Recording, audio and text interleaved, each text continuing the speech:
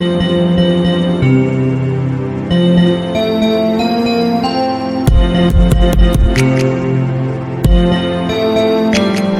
रक्षा सूत्र चैनल पर सभी भक्तों का हार्दिक स्वागत है। हमारी कथा आज सप्तशती से है, जो मनुष्य का कल्याण करने वाली है। सब भक्त ध्यान से सुने। मैं कमल के आसन पर बैठी हुई प्रसन्न मुखमाली महिषासुर मर्दिनी भगवती महालक्ष्मी जी का भजन करती हूँ, जो अपने हाथों में अक्षमाला, फरसा, गदा, बाण, वज्र, पद्म, धनुष, कुंडिका, दंड, शक्ति, खड्ग, ढाल, शंख, घंटा, मधुपात्र, शूल, पाश और चक्र धारण करती हैं। ऋषि कहते हैं, पूर्व काल में देवताओं और असुरों में पूरे 100 वर्षों तक घोर संग्राम हुआ था। उसमें असुरों का स्वामी महिषासुर था और देवताओं के नायक इंद्र थे। उस युद्ध में देवताओं की सेना महाबली असुरों से परास्त हो गई। संपूर्ण देवताओं को जीतकर महिषासुर इंद्र स्वयं बन बैठा। तब पराजित देवता ब्रह्मा जी को आगे करके उस स्थान पर गए जहां भगवान शंकर और विष्णु विराजमान थे। देवताओं ने महिषासुर के पराक्रम तथा अपनी पराजय का यथावत वृत्तांत उन दोनों देवेश्वरों से विस्तार पूर्वक कह सुनाया। वे बोले, भगवान महिषासुर सूर्य, इंद्र, अग्नि, वायु, चंद्रमा, यम, वरुण तथा अन्य देवताओं के भी अधिकार छीनकर स्वयं ही सबका अधिष्ठाता बन बैठा है। उस दुरात्मा महिषासुर ने समस्त देवताओं को स्वर्ग से निकाल दिया है। अब वे मनुष्यों की भांति पृथ्वी पर विचरते हैं। दैत्यों की यह सारी करतूत हमने आप लोगों से कह सुनाई। अब हम आपकी शरण में आए हैं, उसके वध का कोई उपाय सोचिए। इस प्रकार देवताओं के वचन सुनकर भगवान विष्णु शिव ने दैत्यों पर बड़ा क्रोध किया। उनकी भौहें तन गई और मुंह टेढ़ा हो गया। तब अत्यंत कोप में भरे हुए चक्रपाणी श्री विष्णु के मुख से एक महान तेज प्रकट हुआ। उसी प्रकार ब्रह्मा, शंकर तथा इंद्र आदि अनन्याय देवताओं के शरीर से भी बड़ा भारी तेज निकला। वह सब मिलकर एक हो गया। महान तेज का पुंज ज्वाजलमान पर्वत सा जान पड़ा। देवताओं ने देखा, वहाँ उसकी ज्वालाएं संपूर्ण दिशाओं में व्याप्त हो रही थीं। संपूर्ण देवताओं के शरीर से प्रकट हुए उस तेज की कहीं तुलना नहीं थी। एकत्रित होने पर वह एक नारी के रूप में परिणत हो गया और अपने प्रकाश से तीनों लोकों में व्याप्त जान पड़ा। भगवान शंकर का तेज था, उससे उस देवी का मुख प्रकट हुआ। यमराज के तेज से उसके सिर में बाल निकल आए। श्री विष्णु भगवान के तेज से उसकी भुजाएं उत्पन्न हुई। चंद्रमा के तेज से दोनों स्तनों का और इंद्र के तेज से मध्य भाग कटि प्रदेश का प्रादुर्भाव हुआ। वरुण के तेज से जंघा और पिंडली तथा पृथ्वी के तेज से नितंब भाग प्रकट हुआ। ब्रह्मा के तेज से दोनों चरण और सूर्य के तेज से उनकी अंगुलियां हुई। वसुओं के तेज से हाथों की अंगुलियां और कुबेर के तेज से नासिका प्रकट हुई। उस देवी के दांत प्रजापति के तेज से और तीनों नेत्र अग्नि के तेज से प्रकट हुए थे। उसकी भौहें संध्या और कान वायु के तेज से उत्पन्न हुए थे। इसी प्रकार अनन्याय देवताओं के तेज से भी उस कल्याणमयी देवी का आविर्भाव हुआ। तदंतर समस्त देवताओं के तेज पुंज से प्रकट हुई देवी को देखकर महिषासुर के सताए हुए देवता बहुत प्रसन्न हुए। पिनाकधारी भगवान शंकर ने अपने शूल से निकालकर उन्हें एक शूल दिया। फिर भगवान विष्णु ने भी अपने चक्र से उत्पन्न करके भगवती को अर्पण किया। वरुण ने भी शंख भेंट किया। अग्नि ने उन्हें शक्ति दी और वायु ने धनुष तथा बाण से भरे हुए 2 तरकस प्रदान किए।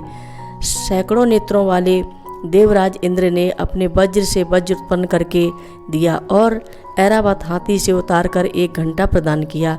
यमराज ने काल दंड से दंड, वरुण ने पास, प्रजापति ने स्फटिक की माला दी।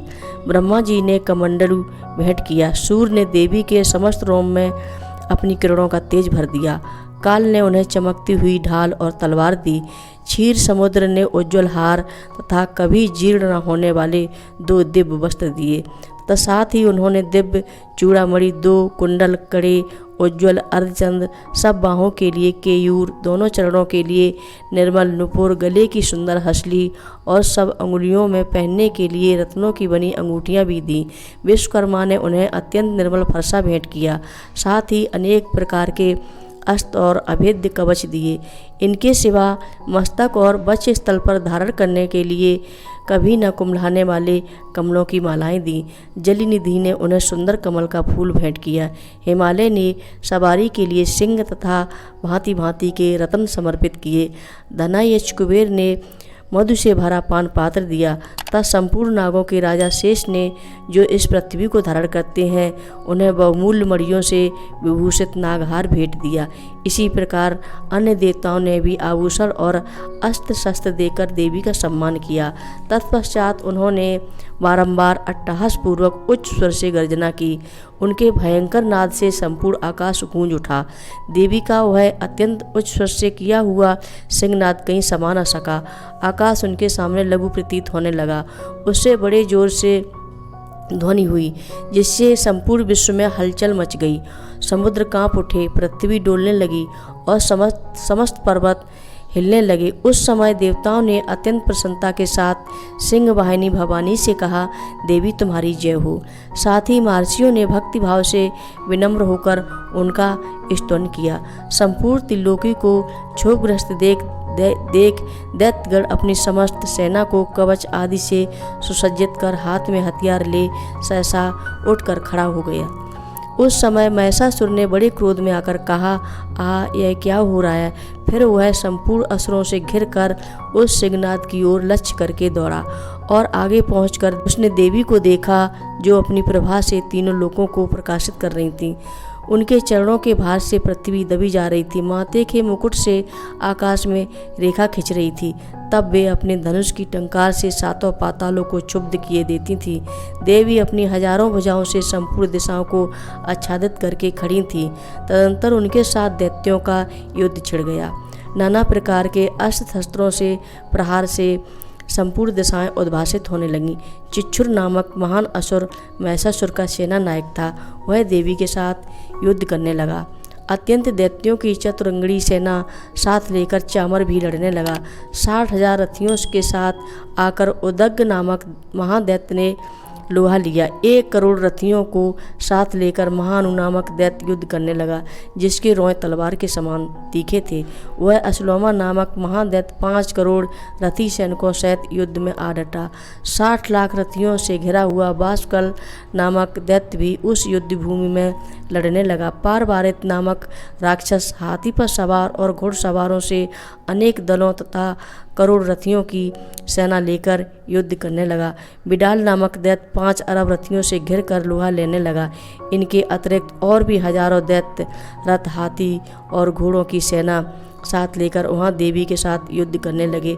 स्वयं महिषासुर उस रणभूमि में कोटि कोटि सैकड़ों रथ, हाथी और घोड़ों की सेना से घिरा हुआ खड़ा था।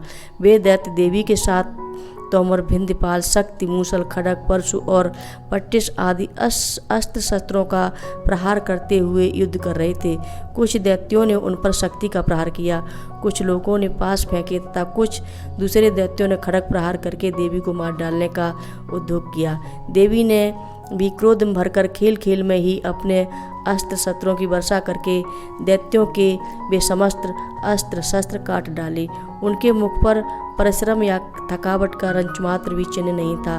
देवता और ऋषि उनकी स्तुति कर रहे थे और वे भगवती परमेश्वरी दैत्यों के शरीरों पर अस्त्र शस्त्रों की वर्षा करती रहीं। देवी का वाहन सिंह भी क्रोध में भरकर गर्दन के बालों को हिलाता हुआ असुरों की सेना में इस प्रकार विचरने लगा, मानो वनों में दावानल फैला रहा हो। रणभूमि में दैत्यों के साथ युद्ध करती हुई अंबिका देवी ने जितने निश्वास छोड़े, वे सभी तत्काल हजारों सैकड़ों गणों के रूप में प्रकट हो गए और परशु, भिंदीपाल, खड़ग तथा पट्टिस आदि अस्त्र शस्त्रों द्वारा सामना करने लगे। देवी की शक्ति से बड़े हुए वे गण असुरों का सामना करते हुए नगाड़ा और शंख आदि बाजा बजाने लगे।